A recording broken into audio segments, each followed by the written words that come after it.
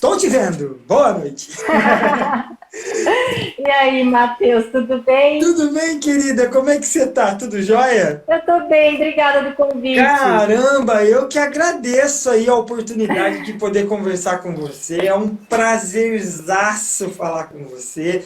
Uma pessoa que tem uma Muito bagagem muito bem. grande para esclarecer essa mente tão conturbada que quer pensar muitas coisas ao mesmo tempo, mas é bom a gente se aprofundar nessas questões. Sim, sem dúvida, sem dúvida. Mas vai ser um prazer falar com você. Você também tem uma bagagem muito boa, né, Matheus?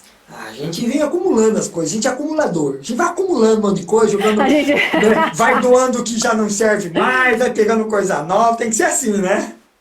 Melhor acumular informação do que bicho, né, Matheus? Isso é verdade. Você tem toda a razão. Então, minha querida, por favor, para quem ainda não conhece você, se apresente, fale um pouquinho de você para a galera que está acompanhando essa live. Meu nome é Letícia Filpe, eu sou advogada, eu advogo para os animais, tenho um coletivo que chama GAAV, que é o Grupo de Advogadas Animalistas Voluntárias, eu sou vegana e sou empresária também, eu empreendo na área vegana, né? E é isso, estou na causa já, deve fazer uns 10 anos já. E é muito importante para a gente trazer pessoas da área, principalmente quando a gente fala de leis, Constituição, essa parte burocrática, mas não no sentido pejorativo, mas essa parte mais técnica, porque eu abri uma caixinha de perguntas, eu recebi algumas perguntas e a gente vê ali que nós precisamos lapidar, não é que lapidar o básico, é que é difícil você ter acesso a esse tipo de informação, né? Quando e como recorrer, o que fazer, na verdade?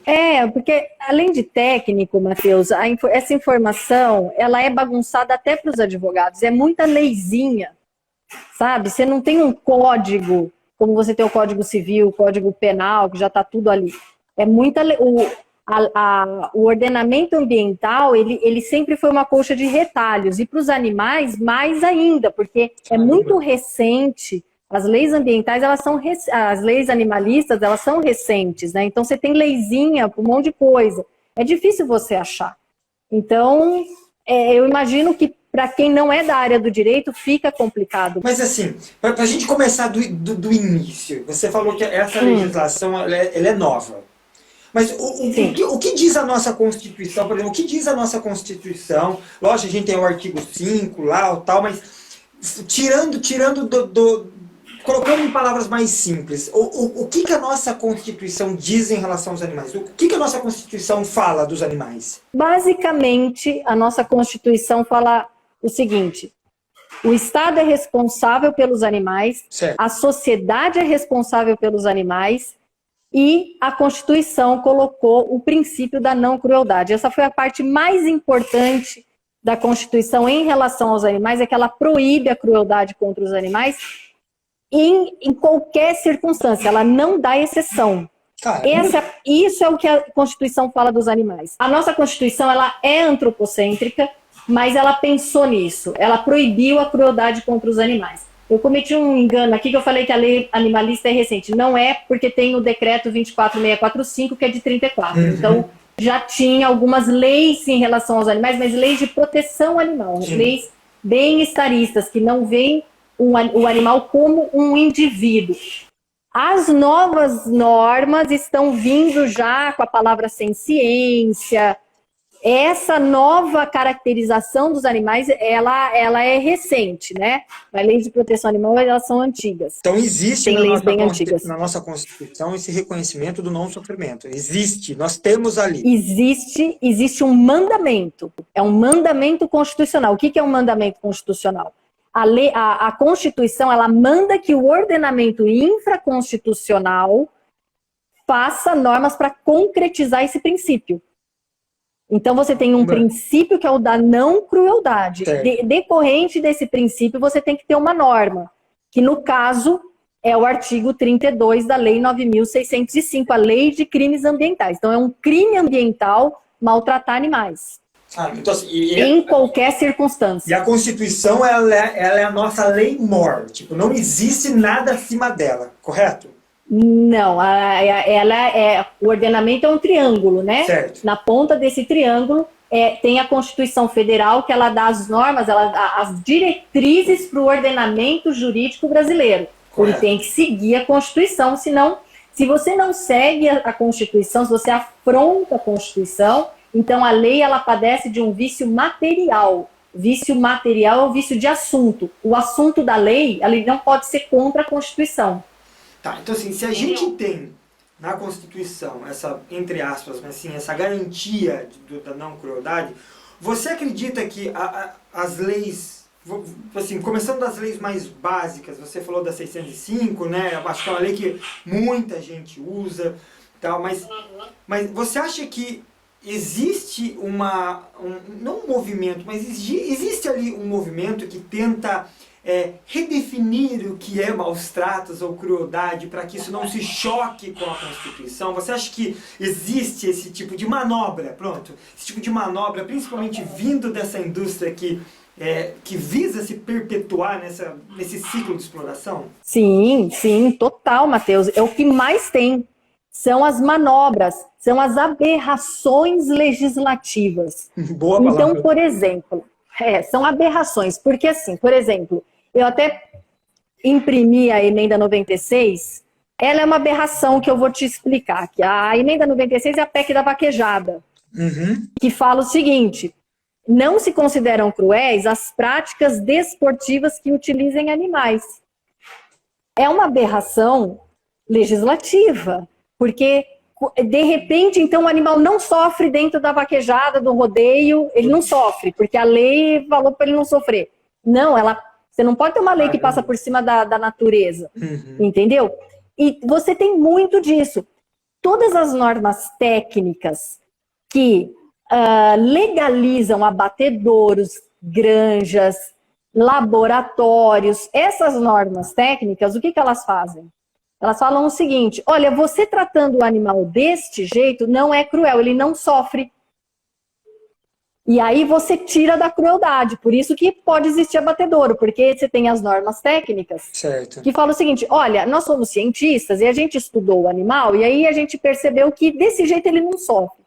Na verdade, ele sempre vai sofrer. É impossível um animal não sofrer na indústria de exploração. É impossível. O que eles fazem, então, é isso. Eles criam normas técnicas.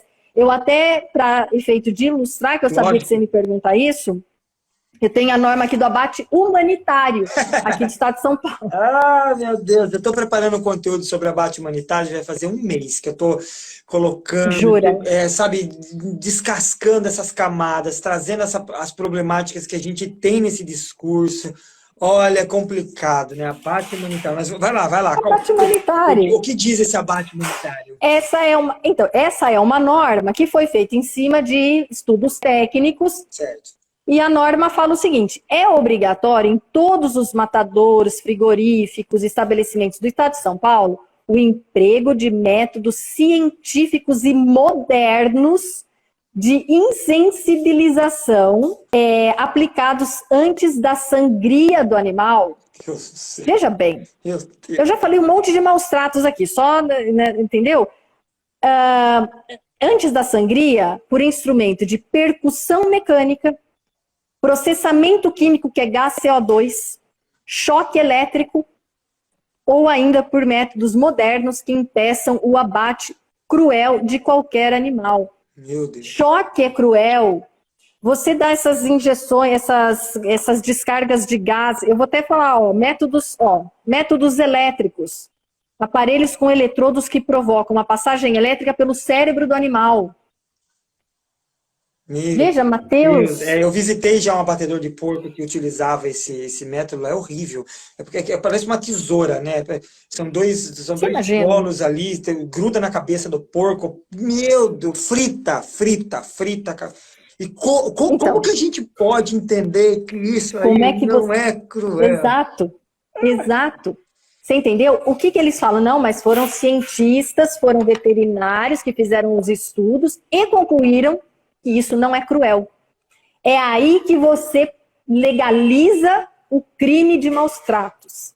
Você entende? Você meio que redefine, você meio que reescreve perante os seus interesses o que é algo cruel e tudo que você consegue tirar dessa nova caixinha você desconsidera. Você fala, não, isso não é cruel, então tá valendo. E a lei, Exato. ela tem esse poder de fazer isso. Ela tem esse poder porque ela é baseada nos estudos técnicos, que sempre vão ser estudos que interessam para a indústria. Entendeu? Nunca será um estudo que interessa para o animal. São estudos encomendados por essa indústria, por profissionais que trabalham dentro dela. Entendeu? E como é que você fiscaliza? Você faz uma lei dessa aqui que ela aparentemente é de bem-estar animal, essa lei. Ela é considerada de bem-estar animal. Você faz uma lei dessa. Como é que você vai fiscalizar isso aqui? São milhões de animais sendo abatidos um atrás do outro. Tá, o fiscal vai lá, fica meia hora observando, ele vai embora, você começa a fazer a infração tudo de novo. Não tem nem como fiscalizar uma lei absurda dessa. Veja bem, essa lei, ela já é ruim. A indústria ela é pior que isso. Entendeu? Então, muitas vezes ele fala que não, você tem que dar o tiro daquela pistola pneumática no lugar certo. Na linha de produção, vai no olho, vai na orelha, vai aonde for. Você sabe como é que é. Linha de produção, tempo é dinheiro. Tempo para ficar descriminalizando todos os animais. Olha, vamos conferir. E assim, a gente consegue ver o quão bizonho é essa lei aí. Qualquer vídeo, se você visitar qualquer abatedouro, você vai ver que não existe, não há método, não que isso justificaria se existisse, mas não existe como você fazer essa dessensibilização na quantidade de animais que a gente abate, sabe? É algo que não tem. E aí a indústria ela se apoia nessas leis para continuar validando esse tipo de sistema, seria isso? Exatamente, porque aí ela fala o seguinte, não, eu estou obedecendo a minha empresa, obedece todas as normas de bem-estar animal. A norma de bem-estar animal é isso. Ela dá um aspecto de legalidade para o crime. Caramba. Você entende? Porque você tem a Constituição que proíbe crueldade em qualquer circunstância. Aí você tem a Lei de Crimes Ambientais que considera qualquer imposição de tormento ou sofrimento a qualquer animal é crime de maus tratos. Não tem exceção. Ponto. O que acontece?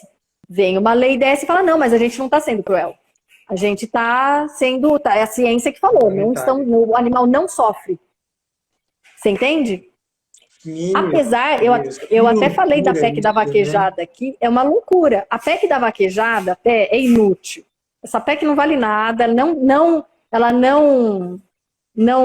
não protege a vaquejada e não protege os esportes equestres. Depois eu posso até explicar por quê. Ela é inútil. Mas você vê como eles tentam. E isso é o que a gente estava comentando antes, né, da gente iniciar a live, né? Às vezes a gente aposta muito. É lógico que nós temos que apostar sim nas leis, nós temos sim que apostar nessa mudança, nós precisamos de leis mais claras e mais claras visando ali o animal e não o ser humano. Né? Porque uma lei dessa, ela claramente ela mostra o quê? Ela visa o bem-estar do animal, contanto que não atrapalhe o lucro. Uma vez que atrapalha o lucro, aí a gente já não pode colocar essa lei em prática. Então, às vezes, a gente, né, os grupos de ativistas, a gente acaba se apegando e existem ali a meia dúzia de leis que a gente tem no bolso, que é aquelas que a gente precisa usar e tocar.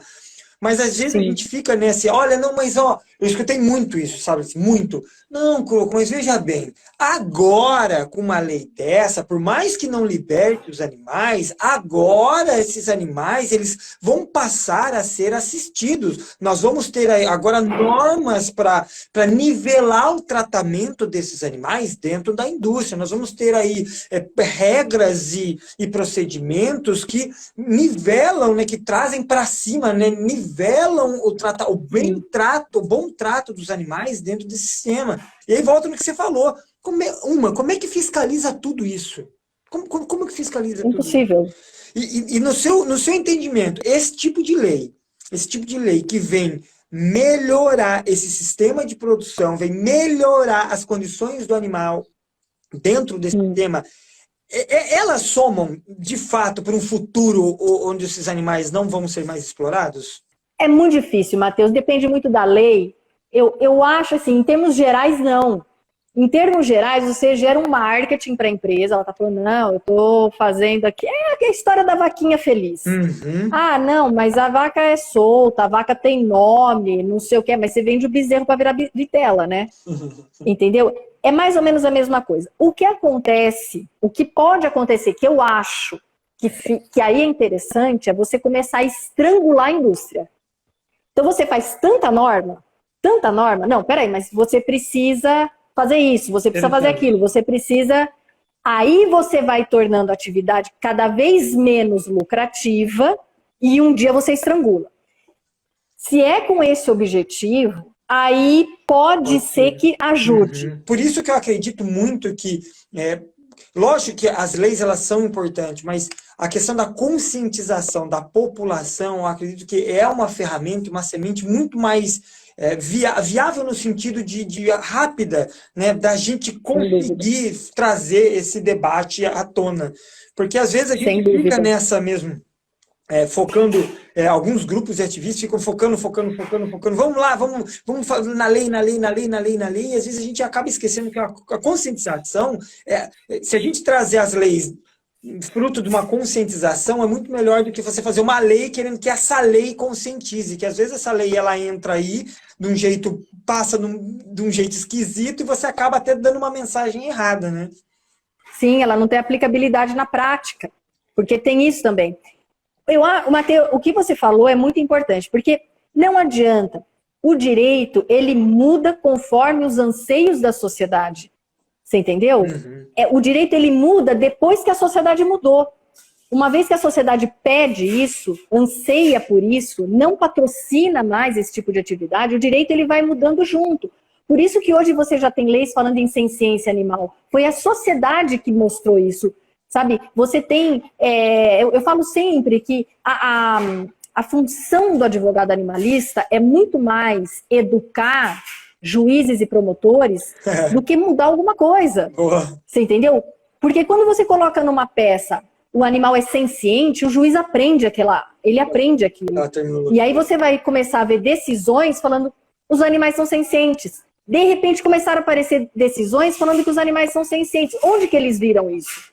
Viram na doutrina animalista, viram em peças animalistas. Então, a gente tem que começar realmente a educar a população e as autoridades para a senciência dos animais. Para o animal, não como um bem ambiental, como ele é visto hoje, mas um sujeito de direitos, um indivíduo, né? A gente tem aí já leis falando da senciência. O que adianta você ter uma lei falando em senciência se o animal ainda é propriedade?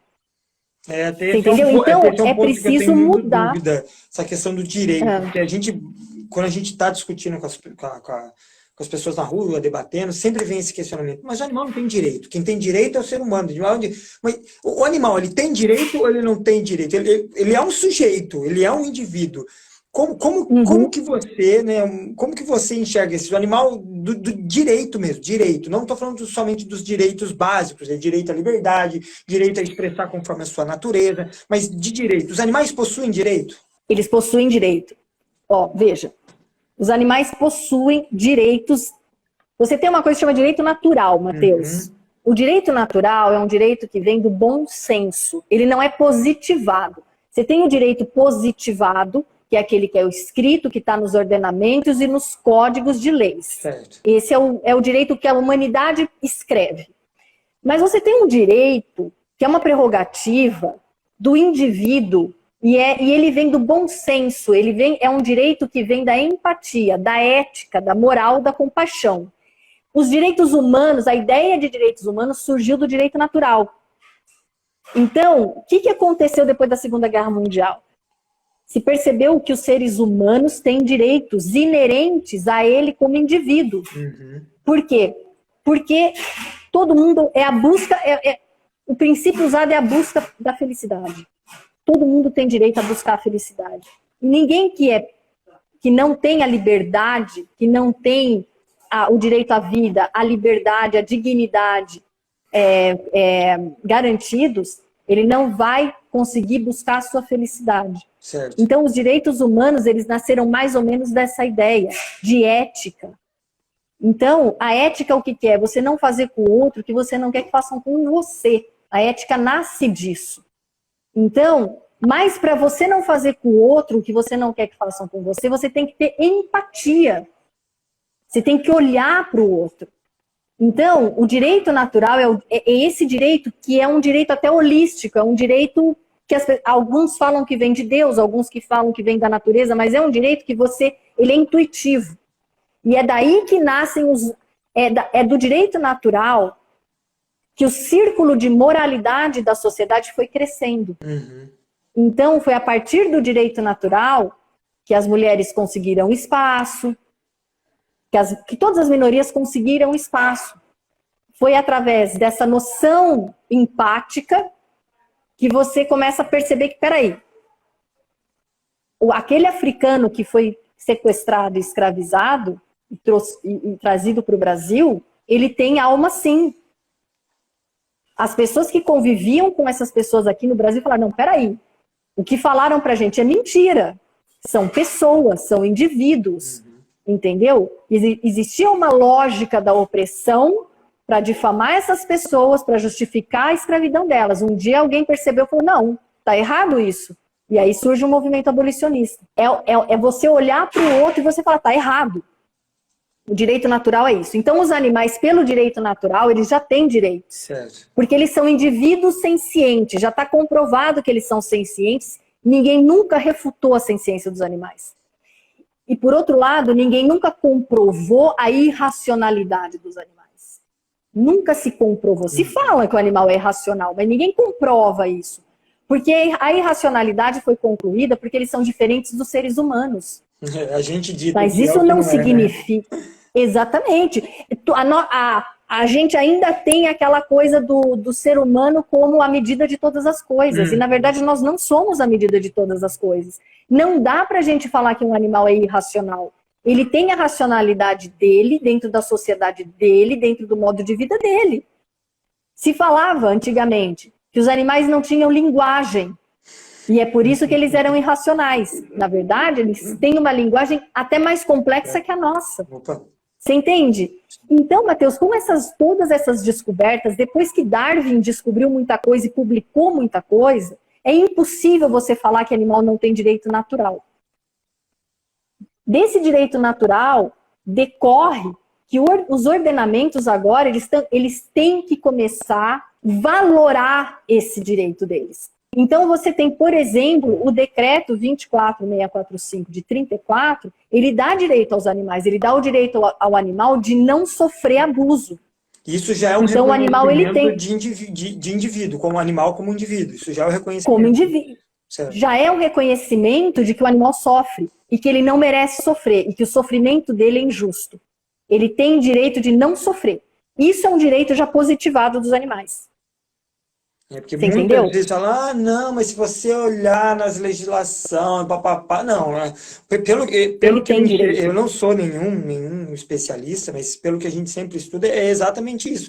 Uma vez que existe esse reconhecimento nas legislações que foram ali redigidas pelo homem, e existe também não só o direito natural, o direito moral, mas sim o direito legal. Né? A gente pode... O direito, exatamente. Os animais como indivíduo. No direito positivo, existe direitos dos animais.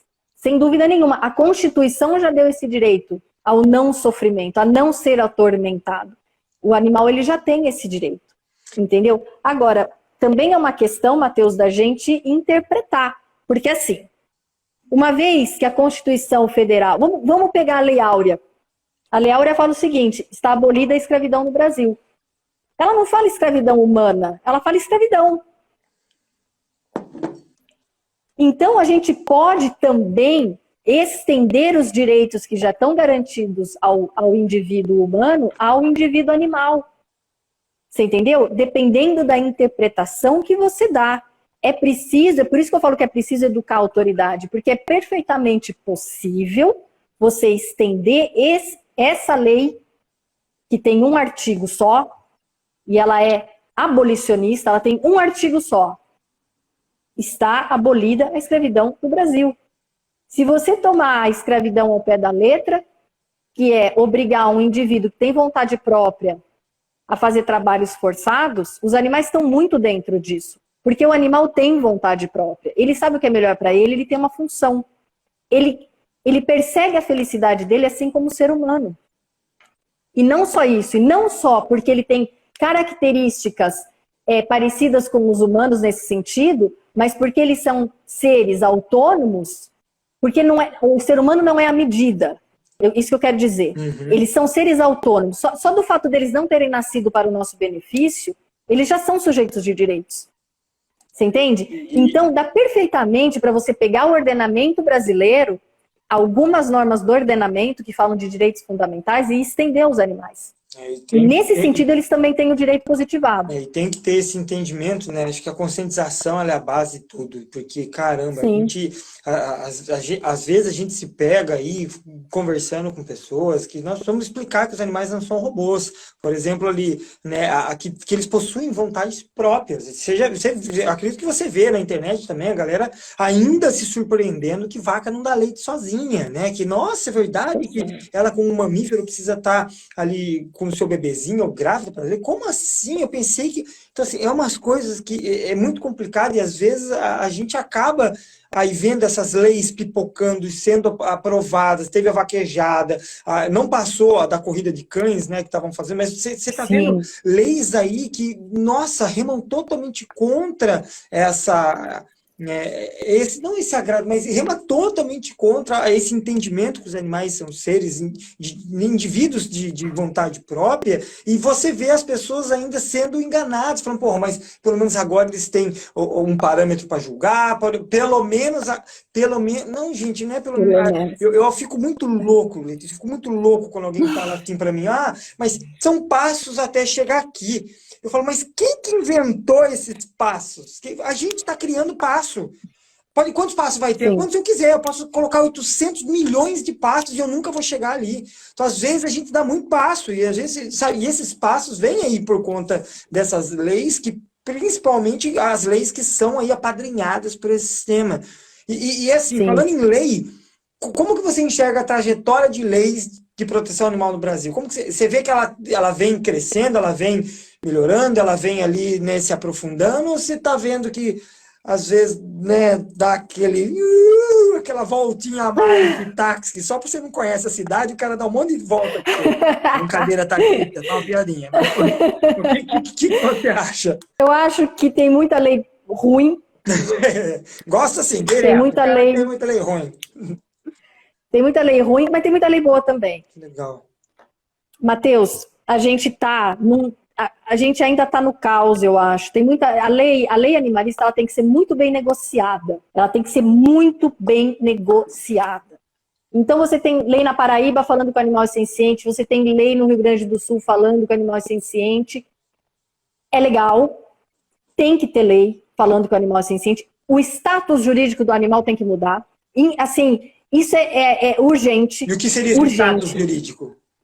Mudar de coisa semovente para indivíduo sujeito de direitos. De propriedade, né? Sair dessa questão de propriedade, né? De propriedade, porque assim, o PL, o animal não é coisa, eu até peguei aqui porque foi polêmico. Boa. Quando ele foi proposto, as pessoas falavam, não, mas o Código Civil não fala que o animal é uma coisa semovente. Mas o conceito de coisa semovente cabe perfeitamente para o animal e todos os juízes chamam o animal de coisa semovente nas ações. Então, é uma coisa consolidada, não está expresso no Código Civil que o animal é uma coisa semovente, mas já é consolidada a interpretação. Entendimento público, vamos pôr assim, um entendimento geral. É o entendimento da doutrina, da jurisprudência, porque o direito é lei, doutrina, jurisprudência e costume. Então, não é só a lei. Então, quando você pega esse PL foi muito polêmico, mas eu acho que é urgente que se mude o status jurídico. Por quê? Porque aí você consegue estender a interpretação da lei para os animais. Você consegue estender, por exemplo, muita coisa do artigo 5º, principalmente o caput do artigo 5º da Constituição Federal, ele fala todos são iguais perante a lei. Garantido o direito à liberdade, a vida, a segurança. Ele não fala em todos os seres humanos, ele fala todos. Todos os sujeitos de direitos que estão em solo nacional ou que residem aqui, ou que nasceram aqui, entendeu? Uhum. Se eu tenho uma lei falando que o animal não é coisa, que ele tem que ser tratado como um indivíduo, eu consigo mais facilmente estender esse artigo para os animais, e aí eu acho uma brecha na lei para defender os animais em juízo e consolidar cada vez mais a noção do animal como um sujeito e menos como propriedade. Então você vê que é um jogo de xadrez. Tem muita lei que é mal feita, que aparentemente é legal para os animais, mas você vê que tem uma vírgula ali. Essa vírgula acaba com a lei. A lei é inteira boa, ela tem uma vírgula ali que acabou. Então você tem muita lei boa, por isso que eu falo que tem muita lei ruim. Eu tô com uma lei aqui, se você quiser um exemplo, eu vou te dar. Por favor. Tem uma lei aqui que chegou até mim, que eu quase tive um infarto, porque assim, ela aumenta a pena da lei 9.605, do artigo 32, que é do que trata de maus tratos, né? Então ela aumenta a detenção de 1 a 4 anos e multa. Não muda nada porque 1 ano da suspensão condicional do processo, não muda nada, tem que ser no mínimo 2 anos. Aí ela coloca assim, essa lei, que ela responsabiliza os estabelecimentos comerciais que concorrerem para a prática de maus tratos, dando multa para a empresa, entendeu? Ela dá sanção, inclusive, para a empresa. Então, por exemplo, uma Cobase da vida, tá lá com o animal lá, ela vai ser responsabilizada também criminalmente pelo crime de maus tratos. Até aí, muito bom. É bom você criminalizar também a pessoa jurídica pelo crime de maus tratos. Aí ele coloca, vai vendo, ele coloca assim, tem um parágrafo 5º nesse projeto de lei falando o seguinte: não configuram os atos previstos no caput, que é, né, os maus tratos, não se configuram os atos no caput, os esportes equestres e a vaquejada. Ou seja, você, além dessa lei ser inútil, praticamente inútil, porque a responsabilização da pessoa jurídica, tudo bem, é legal, você está lendo a lei e fala, puxa, que bacana, mas ela é nada perto do prejuízo que isso vai dar, porque ele está criando uma excludente de ilicitude expressa para vaquejadas e esportes equestres. Essa foi uma péssima negociação. Se ele queria ajudar os animais, ele fez uma péssima negociação. Por quê? O que foi isso? Foi pressão da bancada ruralista. Ele falou, não, tudo bem, então eu livro vocês a vaquejada, o rodeio, mas pelo menos eu responsabilizo as empresas. Foi ridículo fazer isso, porque imagina, você está criando um excludente. Nunca mais a gente vai conseguir proibir rodeio, vaquejada e esporte equestre. Nunca mais. Você entendeu? Sim. Essa é uma lei ruim. Abre-se uma brecha muito, muito perigosa, esse tipo de negociação através dessa pressão e tal, porque é o que você falou.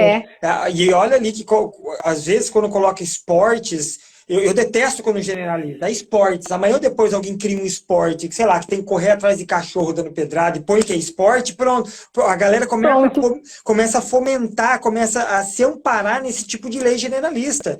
Sabe, é muito perigoso isso daí. Nossa, isso me revolta, porque fica nessa... aquilo que eu falei para você antes. Tem essa discussão de, mas pelo menos, não é pelo menos. A gente não pode trocar um pedaço de pudim por uma bambu. Gente, eu te dou um pedaço de pudim, você me dá essa moeda aqui de 1 centavo para eu comer. Sabe, a gente é uma troca que... caramba! Não, parece aquele programa do Silvio Santos. Eles querem trocar um carro por uma semente de melancia. A pessoa fala assim... Você quer trocar um carro por uma caneta sem tinta? Sim! Como que acontece esse tipo de negociação? Como que passa? Não tem... Então, é por isso que eu te falo, Matheus. Você fala para mim, a lei melhorou? Eu acho que sim. Em geral, melhorou. Em geral, os legisladores estão muito mais conscientes. Sim. Melhorou, mas a pressão da bancada ruralista também se acirrou. Eu tenho a impressão que melhorou porque existem esses projetos de leis ridículos, como a PEC da vaquejada, por exemplo, que é um projeto de lei ridículo, que foi aprovada, que é hoje em dia parte do artigo 225, mas é ridículo. Se eu te explicar, você vai ver que é inútil. Mas, como aumenta essa pressão da bancada ruralista, a gente vê que cada vez mais você tem leis se aprimorando. O pessoal está se aprimorando. É muito difícil um legislador vegano. Pô. É muito difícil. Você entendeu? Eu acho que tem gente muito bem intencionada. Tem. Lógico, fala alguma, mas, julga as pessoas independente do interesse, viu, Matheus? Pode ser interesse só em voto, entendeu? Eu não acredito. Mas, mesmo que seja em voto, pelo menos eles estão interessados em fazer leis melhores para os animais. Eles estão se aprimorando, mas, ao mesmo tempo, essa indústria vem aí cooptando essas leizinhas e vem também correndo atrás do prejuízo. Eles ficam correndo atrás para estragar a lei. Abrindo brecha, colocando ali subterfúgios para que você consiga escapar da aplicabilidade da lei. Exato. Eles procuram a vírgula. Porque não tem nada que estrague mais uma lei do que uma vírgula. Que é o que esse cara fez. Entendeu? Ah, tá proibido testes em animais. Experimentação animal está proibida no estado de São Paulo. Vírgula. Exceto quando e aí não existem alternativas. E aí a gente tem que buscar. E aí não sei o quê. Aí você começa a criar. Você começa a validar, criar validações. Você começa a criar validações e a lei Arouca é assim. Como é que você vai fiscalizar tudo que a lei Arouca fala sobre experimentação animal? É impossível. Você entendeu? A lei Arouca veio para regulamentar a experimentação animal. Só que o que ela fez? Porque aí fala o seguinte, não, aí os excessos, você não pode cometer excessos. Mas é igual ao debate humanitário. Já na lei você tem muita coisa que, primeiro, você não tem como fiscalizar. E segundo, por exemplo, uma CEUA, que é uma comissão de ética. Na CEUA você tem 10 pessoas interessadas na experimentação animal e 2 representantes de ONG animalista. Sempre será um voto vencido. Para que serve uma lei dessa? Não serve para os animais, você entendeu? Ela tem um aspecto aí que você fala, puxa, agora os excessos eles vão ser coibidos, vai ter multa, não sei o quê. Que a gente pense, que a gente acredite. Exatamente, já na lei Arouca você vê animais, olha, o animal pode ser usado várias vezes em experimentações de traumas, mas depois você pratica a eutanásia. Meu Deus. Peraí, você está validando um crime, você entendeu? Então, mas essas são leis que você vê que é uma reação dos exploradores ao crescimento da consciência social. Você entende? Quando você fala, o rodeio é patrimônio histórico, agora com o PL 318, que ele fala, não, a criação de animais a partir de agora vai ser patrimônio histórico. Meu Deus. Lei não tem competência, o legislativo não tem competência para determinar o que é patrimônio histórico e o que não é. É o Poder Executivo que tem essa competência, apenas o Poder Executivo. Tem uma lei que fala isso. Tem uma lei que fala só o Instituto do Patrimônio Histórico Nacional tem competência para determinar o que é patrimônio histórico, cultural e material do Brasil ou não. Porque isso depende de estudos profundos. Essa lei decorre de um pacto internacional que o Brasil assinou. Ela tem muita relevância. E aí vem uma canetada querendo empurrar isso daí como patrimônio. Não existe isso. Essa lei ela padece de um vício formal. O legislativo não tem competência para determinar isso, você entendeu? São estudos profundos. O IFAM, que é o instituto, ele vai no local, ele vai ver se isso faz parte da história do local, faz parte do costume, dos saberes ancestrais. Tem toda uma história por trás disso, não é uma lei. O PL 318 tem um artigo só. A partir de agora, toda criação de animal é patrimônio histórico. Como é que pode? Que daí eles se agarram ainda naquela argumentativa de criar é preservar. Fala, pera! O que é preservar um shih tzu? O que você está preservando um shih tzu? Cara, não faz sentido o que você está falando. Você tem 5 fêmeas, 2 machos socados numa gaiola para vender filhote e quer falar em preservar. Uma dúvida que a gente recebeu nessas caixinhas de perguntas aí. O crime ambiental, ele é responsabilidade de quem fiscalizar? Em esfera federal é o IBAMA, o estadual são as secretarias de meio ambiente, ou a CETESB, aqui em São Paulo, e no município o órgão ambiental do município. Depende muito, Matheus, depende do animal que está sendo que tá sendo afrontado, o local, se é uma unidade de conservação federal, estadual, municipal, se o animal está em extinção, se não está, se é um animal exótico, se é um animal nativo.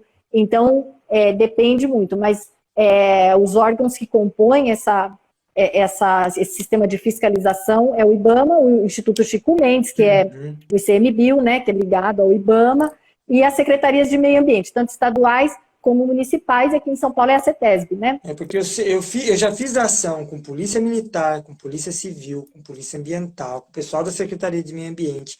O que eu falo sempre às pessoas quando a gente acaba falando essa questão de maus tratos, e geralmente nós vamos para cachorro, gato ou cavalo, né? Sim, mas independente da espécie em questão, sim você procurar um órgão municipal, um órgão público para fazer, para te amparar, porque eu entendo que há situações e situações. Eu sei que tem situação que você vai precisar intervir, entrar, pegar o bicho e depois você responde e vê o que acontece. Inclusive o Código Civil, é isso, né? O Código Civil ainda dá algum sustento de você, se você precisar entrar, tal, quando tem ali um crime acontecendo em flagrante, blá, blá, blá.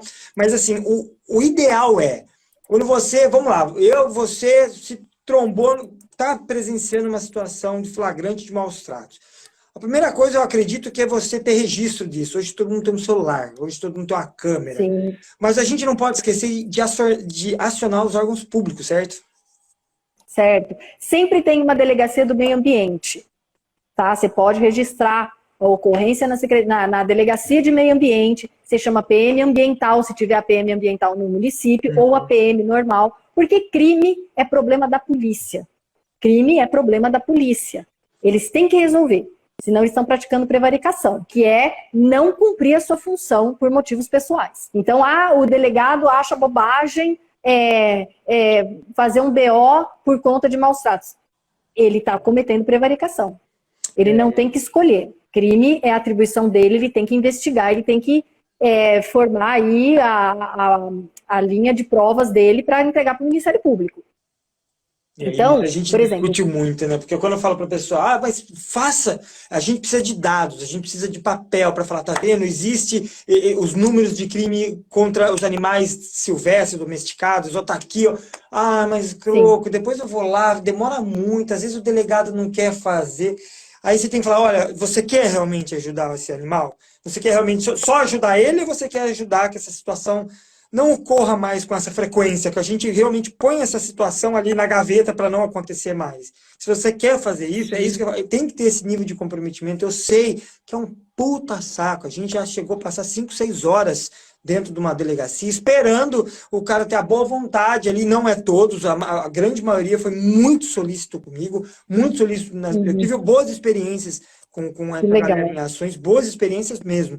Mas também tive poucas, mas que marcam muito, né? Ruim experiência. A gente esperar 5 horas do cara para a gente ter o registro de uma pessoa que abandonou um cachorro. A gente fotografou, tal, fomos levar o cara, não vou fazer, que isso só vai dar papo. Não, nós vamos ficar aqui então, temos que esperar o turno do cara trocar. Enfim, foi uma zona. Mas o que eu sempre falo sabe a seu direito. Fala, não, cara, você tem que fazer isso. Assim, é meio que você é obrigado a fazer esse BO. Você tem que dar esse registro. Eu estou aqui para prestar isso. Eu preciso desse papel. Então, é bom a gente conscientizar também as pessoas em levar à frente, né, quando você flagra, porque às vezes a gente vê alguma coisa, pega o telefone, liga para aquele seu amigo protetor e fala, fiz minha parte. Mesmo ele morando a 300 quilômetros daqui, eu já liguei para ele. Porra, amigo, você tá do lado aí, cara, sabe? Chama a polícia, fica aí, espera a polícia vir. Se seu amigo for vir, fica ali, vai com ele. Você é testemunha, você que presenciou, sabe? Exatamente. Ficar ligando só pra turma não é muito, né? Não é muito, como posso falar? Não, porque você não tá resolvendo. Você não tá resolvendo, você tá sobrecarregando uma pessoa que já tem muitos animais ali para ela cuidar, sabe? O importante é a gente falar o seguinte, não tenham medo de entrar em local onde um crime esteja ocorrendo. Isso a Constituição, ela garante isso. Quando um crime está ocorrendo dentro do domicílio, o domicílio ele é inviolável, mas esse não é um direito absoluto. Se está acontecendo um crime, se tem um indivíduo, seja animal, humano, o que for, em perigo de vida, ou em risco de morte ou perigo à integridade física, você pode entrar no local para salvar este indivíduo. Não há dolo. Não é invasão de domicílio, porque não tem o dolo de invadir, tem o dolo de salvar. Você tem a intenção de salvar alguém. Você não tem interesse nenhum em entrar na casa daquela pessoa. Você só quer salvar. 51, é isso? Se não me engano? Não me lembro, Matheus. A invasão de domicílio. Que dá alguma coisa. Deve ser crime contra o patrimônio. Eu tenho que ver. Enfim, existe. Faz tempo que eu não abro o Código Penal. Mas, enfim, a Constituição garante isso. Então, o crime, o crime só existe com dolo ou culpa. Nesse caso, não existe dolo nem culpa. Você está entrando para salvar. Você está cumprindo a sua obrigação de cidadão e você está cumprindo o mandamento constitucional que diz que a sociedade é responsável pelos animais também. Então, pode entrar. Só que você, nessa invasão desse domicílio, você pode gerar vários mal-entendidos para você que pode te prejudicar. Então, o que acontece? É fazer o que você falou.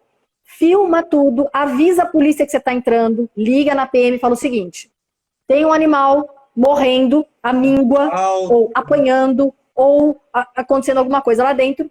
Eu gostaria que a polícia viesse aqui, porque eu vou entrar. Porque a polícia, geralmente, não quer entrar para não ser acusada de abuso de autoridade depois. Entendi. Mas o ativista, você tem poder de polícia para isso. Então, não é um poder de polícia, mas é um poder fiscalizatório que é da sociedade mesmo. Você está amparado pela legislação quando você precisa parar uma situação ali de violência. Exatamente. Então você pode fazer isso. Então você liga na PM e fala: eu estou entrando, eu preciso salvar esse animal. Deixa claro que você está salvando o animal. Filma tudo. Chama alguém para ir com você. Nunca entra sozinha, porque a gente não sabe o que vai acontecer lá dentro. Pelo amor de Deus. Entendeu? Então, todos esses cuidados têm que ser tomados. Se alguém acusar você, já teve caso, Matheus, da pessoa entrar e não filmar, e o cara falou: o cara roubou meu celular. Ele levou o cachorro e levou o celular. Na verdade, não tinha levado, o cara escondeu o celular dele. Mas ele quis ferrar com quem pegou o cachorro. Então, tudo isso tem que ser muito bem planejado, feito com muita... não quebrar coisa, não procurar entrar. E entrar no local é a última opção. Geralmente, você tem conversa. Muitas vezes a pessoa comete o crime porque ela é ignorante. Já teve caso de pessoa que mantém cachorro na corrente porque foi assim que ele aprendeu. Quando você fala que o cachorro está sofrendo, a pessoa fala: puxa vida, não tinha pensado nisso.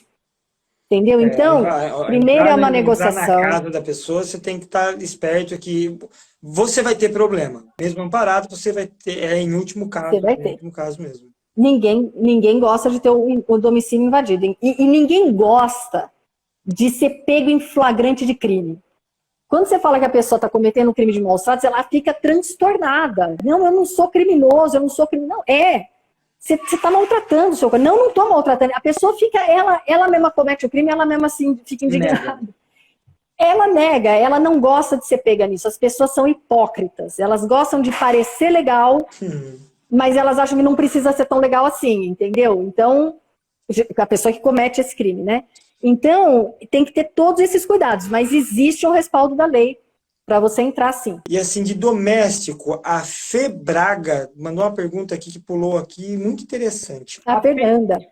A PM ambiental, ela é obrigada a atuar com domésticos? Porque eles gostam de falar que eles só silvestres. Eu acredito que não existe essa distinção, né? Entre, olha, não existe. Alguém especializado só em silvestre, só em exótico, só em invasor ou só em doméstico. Eu acredito que ali, quando trata de maus trato aos animais, a lei ela especifica maus trato aos animais domésticos, a lei é maus trato silvestre, não?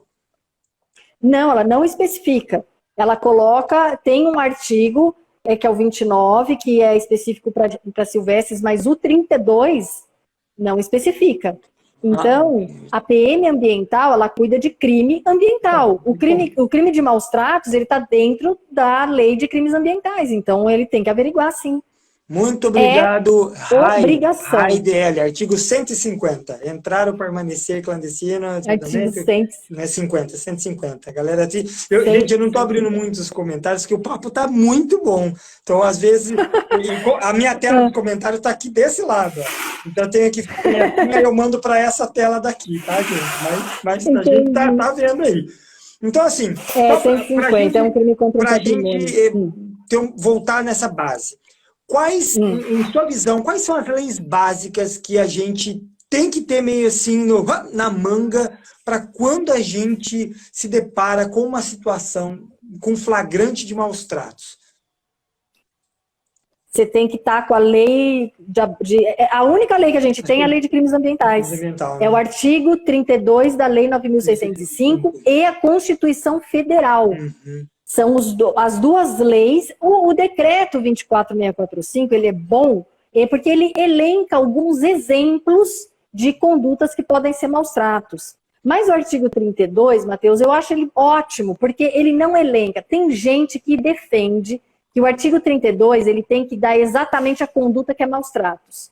Eu não acho isso. Entendi. O artigo 32 ele é chamado no direito como um tipo penal aberto. Então, qualquer coisa que cause sofrimento no animal, qualquer coisa, é crime de maus tratos. Se você começa a elencar, a exemplificar, você já...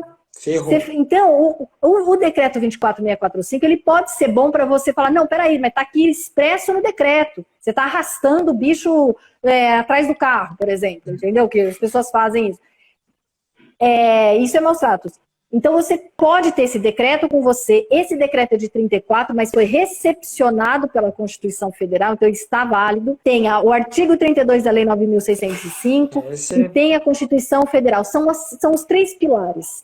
É lógico que, infelizmente, não são tudo flores, né? A gente sabe que vai também muito do fiscal ou do responsável ali, do representante público que vai estar do seu lado, porque a gente já teve casos de, olha, mano, o cachorro está sendo mantido dentro de um carro, sem comida, sem nada, por meses, não é, olha, o cavalo está magro, puxando uma carroça, mas... Então é lógico que também a gente acaba ficando mais ou menos à mercê, né, à mercê ali, né, do conhecimento do fiscalizador ali, da pessoa, do representante público. Por isso que é muito importante mesmo essa questão da conscientização e, como você falou, começar a colocar esses termos, esse conhecimento dentro dessas, né, não das leis, mas ali das peças no meio jurídico, para que eles também possam se interessar por aquelas nomenclaturas e acabem se aprofundando mais sobre esse assunto, né?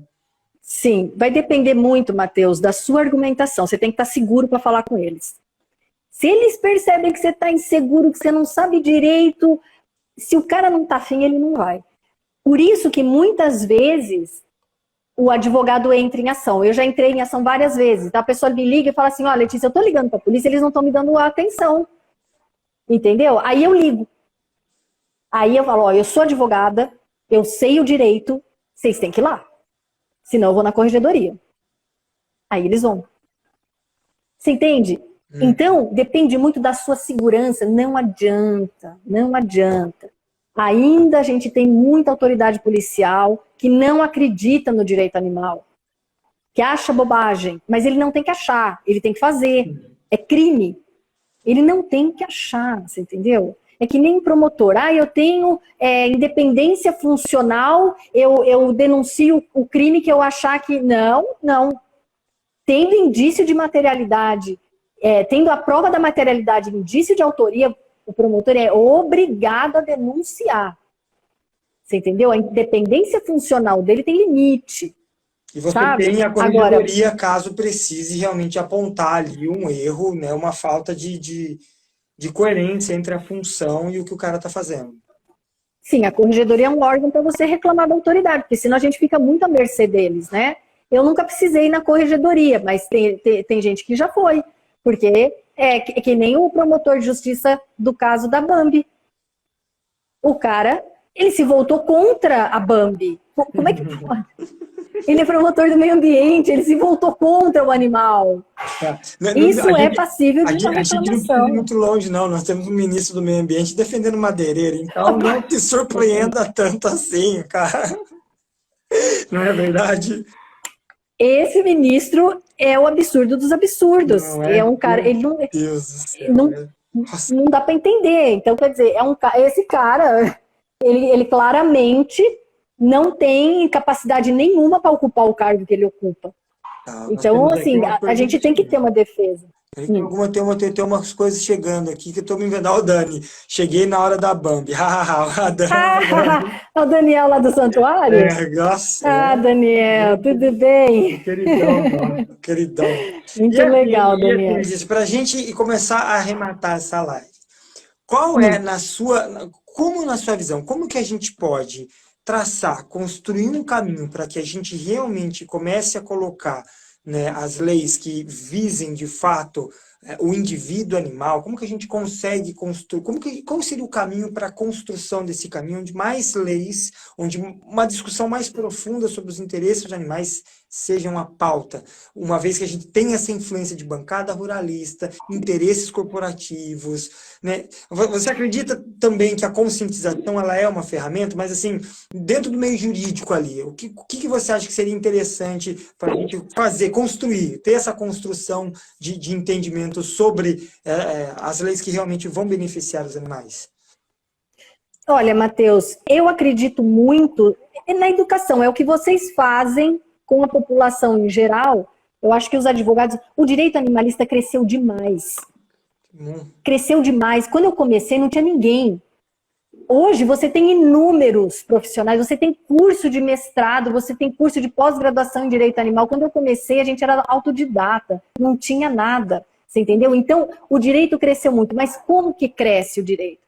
A gente escreve artigo, a gente publica esses artigos em grandes jornais, a gente está conseguindo a credibilidade da comunidade jurídica através de artigos bem escritos, bem fundamentados, você entendeu? É assim que nós estamos conseguindo. Nós temos hoje professores escrevendo sobre isso, escrevendo muito bem.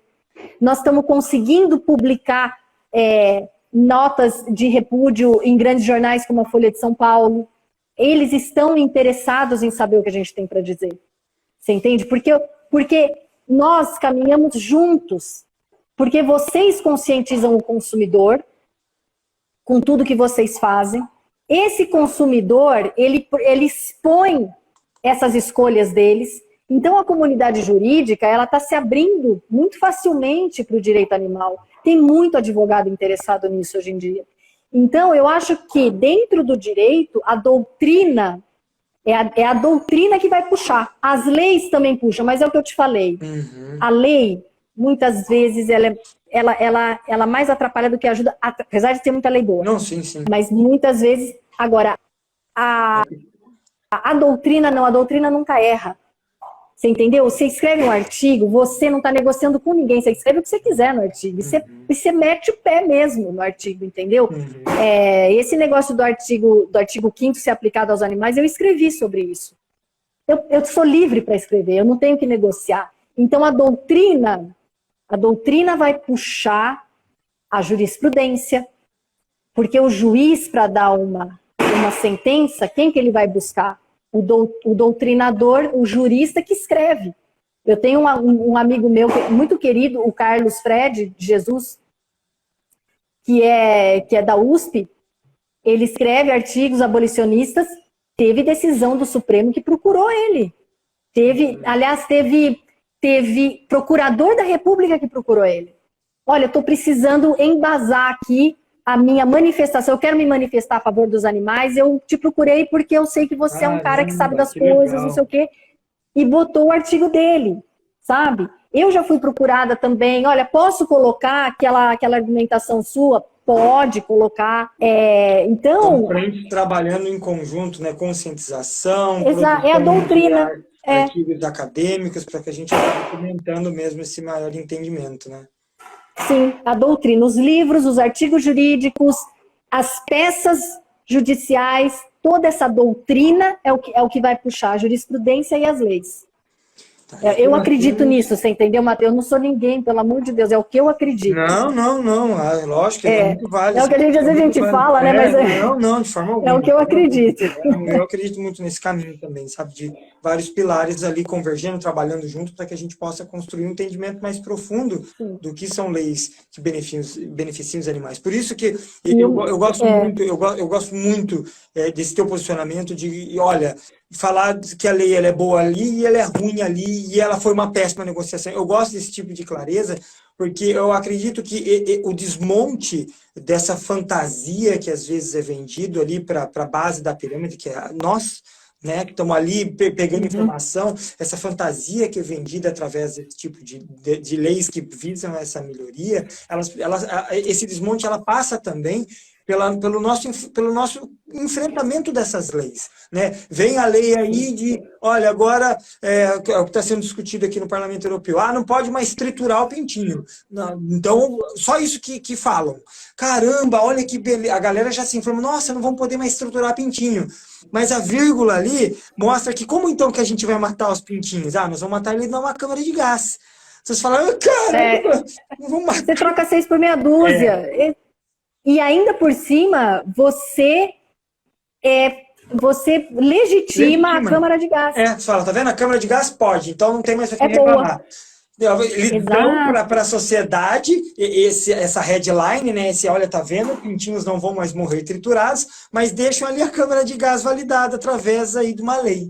Então, acho muito importante fazer esse desmonte, confrontando essas leis que vêm com essas papagaiadas, vem vestida aí de proteção animal, e a gente sabe que não tem nada de proteção animal. Não tem. Não parece que tem, mas não tem. E uma coisa importante, só para terminar, que eu queria falar, é que assim, a doutrina, tanto filosófica quanto jurídica, ela tem que ser abolicionista.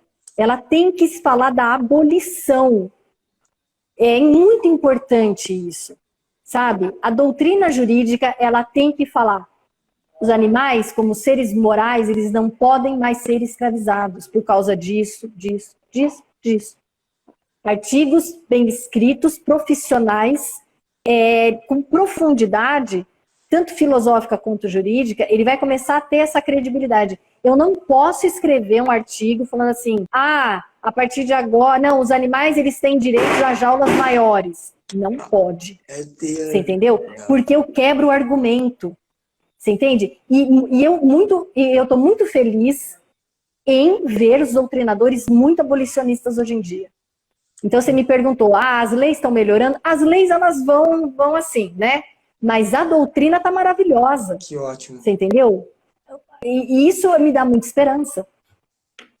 Esse ponto que você colocou é muito importante, porque infelizmente, de forma alguma que não é o meu perfil ficar apontando o dedo, citando, eu sei que quando precisa dar nomes, nós precisamos dar nome, porque nós precisamos de nomes, mas isso estou generalizando, eu fico muito apreensivo quando a gente vê grupos, entidades, ONGs, dando suporte a esse tipo de legislação, que vem com essa cara de um passo a mais, uma melhoria, só que a gente acaba esquecendo que esse um passo a mais, ele simplesmente tira qualquer oportunidade de dar um próximo passo, porque ele já validou um nível de exploração, um nível de sofrimento e um nível de exploração dos animais. Então, às vezes, a gente, como você falou, os zoológicos agora têm que ter as jaulas maiores, tá vendo? Por isso que a nossa ONG apoiou, agora nós conseguimos A gente nunca vai conseguir dar o passo de esses animais não podem mais estar em jaulas, porque a gente acabou de validar que as jaulas precisam ser maiores para estar ok, né? É assim, eu também, eu respeito todo tipo de ativismo, porque eu acho que eles acreditam nessa estratégia. O que eu acho quando uma ONG luta por isso, ela está acreditando realmente nesse caminho. Eu acho que, assim, no jurídico, Matheus, eu não tenho expertise para falar nessa parte de marketing, da indústria. Eu acho assim, o bem-estarismo como filosofia, ele não presta para os animais. E isso é uma certeza. Sim. O jurídico não pode ser bem-estarista. Em especial. Isso, você entendeu? Entendi. Eu concordo com você E eu tenho essa visão. Eu acho que a gente tem que lutar por jaulas vazias. Mas especialmente o jurídico tem que ser abolicionista. O jurídico não pode ser bem-estarista. Tem hipótese bem-estarista que eu digo na filosofia. Não, sim. Eu sei que tem uma ciência do bem-estarismo, totalmente que é outra compreendido. coisa. Sim. Mas se eu sou uma jurista bem-estarista, eu estou prejudicando os animais, porque o bem-estarismo é a filosofia do explorador. O explorador é bem-estarista. Boa, boa. Ele acha o abate humanitário ótimo. Você entendeu? Você entende? Então, assim, é muito importante. E o jurídico hoje é abolicionista. Por mais que a gente muitas vezes adote ações judiciais que na visão do Francione seja bem-estarismo, porque o Francione fala que a gente tem que combater tudo. Se você combate só o rodeio, você está sendo bem-estarista. Você está vendo só o animal do rodeio e o outro animal. Reconheço você tá combatendo. Reconheço a importância, reconheço alguns trabalhos que o Francione já fez, vai fazer, está fazendo, mas eu tenho algumas severas críticas a ele, mas enfim. Né? Porque ele acaba que você trunca demais. Porque na visão do Francione, você só combater o rodeio e você conseguir jaulas maiores no Pão de Açúcar é a mesma coisa. Você não está combatendo. Mas, na verdade, Matheus, eu como advogada, eu não posso deixar o rodeio acontecer. Porque o meu trabalho é de formiguinha. Eu consigo uma decisão boa hoje, dessa decisão decorre outra, eu replico em outro estado, eu replico e a gente vai replicando e isso vai crescendo. Então, o jurídico, ele tem uma atuação meio que... ele tem algumas complexidades que precisam ser observadas. Então, eu falo sempre, o jurista, a pessoa, se você quer ser um advogado... Muita gente me procura, eu quero ser advogado animalista. Você precisa ter na cabeça que animal é sujeito de direitos, nasceu com direito à liberdade, à vida, à dignidade. Não seja menos do que isso, porque senão você não vai ajudar o animal. Você vai cair em conversa mole de veterinário de zoológico. Ah, não, mas aqui a gente trata bem. Ah, puxa, ele está tratando bem, então será que eu entro com ação? Que bom, entendeu? Né? Imagina se ele chegasse para você e falasse, olha, aqui a gente está tratando mal. É o mínimo. Não, então, por isso que eu te falo, eu toquei nesse ponto do abolicionismo para deixar claro, quem estiver assistindo, quem quiser ser jurista, o que você falou, eu concordo com você, mas na parte jurídica, especialmente, o jurista tem que ser necessariamente abolicionista. Senão, ele não vai ter argumento. Vai dar uma hora vão quebrar o argumento. Vão quebrar o argumento dele. Você entendeu? Peraí, mas você não está falando que o animal é sujeito de direito, não sei o quê, mas você está falando que a jaula maior é um sujeito de direito, que não é coisa. É contraditório, você entendeu? Isso acaba invalidando um discurso inteiro, né? A defesa inteira. Um discurso inteiro, você acaba atrapalhando a causa, pelo amor de Deus. E olha que tem, hein? Olha que tem. Então, infelizmente, ainda existe isso, né? É uma construção. É uma construção, né? Tem muita gente que não quer ouvir. Que não quer saber. Não, eu não acho isso, eu acho que o zoológico tá bom, eu vou lutar para o animal ficar no zoológico. Bom, então, eu não trabalho com esse tipo de argumentação. A gente tem que respeitar todo mundo, mas assim, a pessoa tem que vir para a causa para ajudar, você entendeu? E nenhuma questão de falta de respeito. Não, quando a gente apresenta evidências, a gente apresenta argumentos e a pessoa discorda por discordar, isso você não está sendo desrespeitoso, a pessoa está sendo uma... Enfim, não vou falar um palavrão aqui, porque depois eu vou usar essa live e eu não posso falar que o cara é um puta de um caralho. Não pode, porque o caralho tem que botar um pi desse tamanho na transmissão. Mas deu para entender onde eu quero chegar, né? Deu para entender. Eu adoto sempre uma postura... O jurídico, Matheus, tem que ter uma postura neutra. Porque, de repente... Alguém que tem uma atuação que eu não concordo, mas de repente eu tenho uma boa relação com essa pessoa e ela fala, Letícia, eu estou precisando de você para salvar alguns animais, eu vou ajudar, sabe? Então, o jurídico tem que ser neutro, tem que ter uma relação amigável com todo mundo, porque todo mundo pode precisar da gente, a gente tem que estar disponível. Sabe? Eu só não estou disponível... Alcance, a libertação dos animais, essa informação, ela vai precisar alcançar todo mundo, inclusive essas pessoas que pensam diferente, né? que pensam diferente, exatamente. O importante é ser bem intencionado, sabe? Para mim, né? Para mim, o importante é quando eu vejo que a pessoa é bem intencionada, ela é sempre bem-vinda. Mas agora, no jurídico especialmente, eu não trabalho com advogado bem-estarista, que tem isso na cabeça, entendeu? Respeito, tem uma boa relação, tudo bem. É ótimo. Mas não trabalho com eles porque me atrapalha. Acaba melando o rolê de toda a sua argumentativa, toda a sua base. Vem, quando você acaba de falar, vem com aquela mão cheia de cocô e faz, ai, foi muito bem, parabéns. Exatamente. Não dá para trabalhar, fica contraditório, né? Deixa eu ver se nós temos alguma coisa aqui. Nossa, tem bastante comentário aqui. Não tem que ser para todo mundo. Mandaram uma pergunta só para a gente finalizar. Uma pessoa está vendo da janela da casa dela o cara abatendo ali porco e galinha para vender. E eu falei para ela que isso é crime, isso não pode acontecer em áreas urbanas, correto? Não pode mesmo. Ela Espera o fala, Código Sanitário. E tal, então aí a gente volta para o começo da live. Os órgãos ambientais. E se a pessoa tem medo porque o cara é sei lá, alguma coisa. Uma coisa que eu utilizei muito e caramba, dá muito certo é a linha verde do IBAMA, que você pode fazer uma denúncia anônima. Olha que legal. Gera um protocolo, é muito legal. Eu utilizei algumas vezes e eu só tenho experiência boa. Você faz a denúncia lá anônima, isso gera uma documentação oficial, então eles têm que te dar um parecer, eles são obrigados, olha, a gente averigou, não averigou, o que aconteceu. Então, se você também pode usar a linha verde do IBAMA, um e-mail, anonimato e faça a denúncia, né? Muito bom. E a vigilância sanitária, nesse caso, a vigilância sanitária, na hora eles vão. E aí, o que é legal fazer?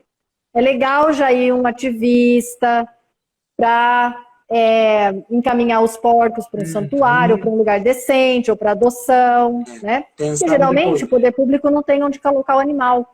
Então, se ele é animal de grande porte, meio pronta, né? Fala, olha, tá vendo? A gente já chega com a solução. A gente, tá aqui, isso é crime, eu tenho uma pessoa para receber. É isso que a gente fala, esse tipo de compromisso precisa existir. Eu falo muito isso para as pessoas. Não, se você vê, olha, eu vou parecer um monstro falando isso, mas se você vê um cachorrinho na rua abandonado e se a sua única intenção é ligar para o teu amigo, olha, é melhor você repensar tudo. É lógico que nós temos casos e casos, você pode estar corrido, tem esse amigo, estou sendo generalista. Se você só pensar, eu vou ligar que está tudo bem, pensa, eu vou ligar, mas deixa eu ver se ele não vai precisar levar no veterinário depois, deixa eu ligar para ele para ver como é que está o cachorrinho, se ele precisa de alguma ajuda para doar, se eu posso divulgar nas minhas mídias sociais, se eu posso dar essa mão, porque esse tipo de compromisso precisa, tanto de você precisa de todo mundo. De todo mundo. Não precisa ser ativista, não precisa ser vegano para fazer isso, porque as pessoas estão sobrecarregadas, né, Matheus? Nossas meninas de santuário, gente, elas estão sobrecarregadas, sabe? Muito. Então a gente precisa ajudar essas meninas também, né? Lógico. Então acho que é isso, viu, gente? Eu acho que é isso. Caramba! Olha, muito bom, Matheus. Muito obrigado mesmo por essa aula. Essas lives que a gente está fazendo um pouco mais longa, está sendo uma aula para mim, está sendo assim, é muito importante ter pessoas como você, que está à frente aí, lidando, tem uma bagagem importantíssima para dividir com a gente, orientar também, lógico, como proceder. Então, eu agradeço de coração. Se você puder, fale aí as suas mídias sociais, fale aí os grupos que você está atuando, ou como voluntário ou não, se as pessoas podem seguir, podem comentar, deixa aqui, é a hora do jabá bonito, sabe? Hora do jabá. Matheus, eu agradeço demais, eu admiro muito o seu trabalho, eu acompanho você, então, assim, muito obrigada pelo espaço, esse espaço é muito importante para a gente desenvolver o direito, então, o seu trabalho é muito importante, de conscientização, eu agradeço demais. Quem quiser mais informações sobre o meu trabalho, está no gaave.animalista no Instagram. Tem a minha página, que é Maria Letícia Filpe, que é uma página pessoal, às vezes eu coloco alguma coisa de ativismo lá. E é isso, tá? No Gaave tem a live, que eu explico como fazer parte do Gaave também. Legal. Então, quem tiver dúvida, quiser me procurar no inbox. O Gaave oferece mentoria, sabe, Matheus? Para quem quer atuar como advogado, a gente tem peça, tem modelo, tem bibliografia. Poxa, a gente oferece tudo para a pessoa. Olha que legal. Aí, ó, você que está procurando aí algo para para aprender, temos aí o Gaave. Eita, ela travou. E aí, gente, eu travei ou ela travou? Pô, acho que ela caiu. Lê, se você tá vendo aí, um beijo no coração, muito obrigado por essa oportunidade, de verdade, viu? Muito obrigado mesmo, foi muito importante ter você nessa live. Ufa, mais uma live rolou aqui, foi uma verdadeira aula. É muito bom a gente poder se aprofundar nesses assuntos. Então, olha, não se esqueça, me dá uma chance aí se você gostou desse novo modelo, tá acompanhando essas lives. Né? Se inscreva aqui no nosso canal, acompanhe o nosso trabalho nas mídias sociais e lembre-se, reveja seus hábitos, repense seus conceitos, mas mude. Faça alguma coisa, só não seja indiferente.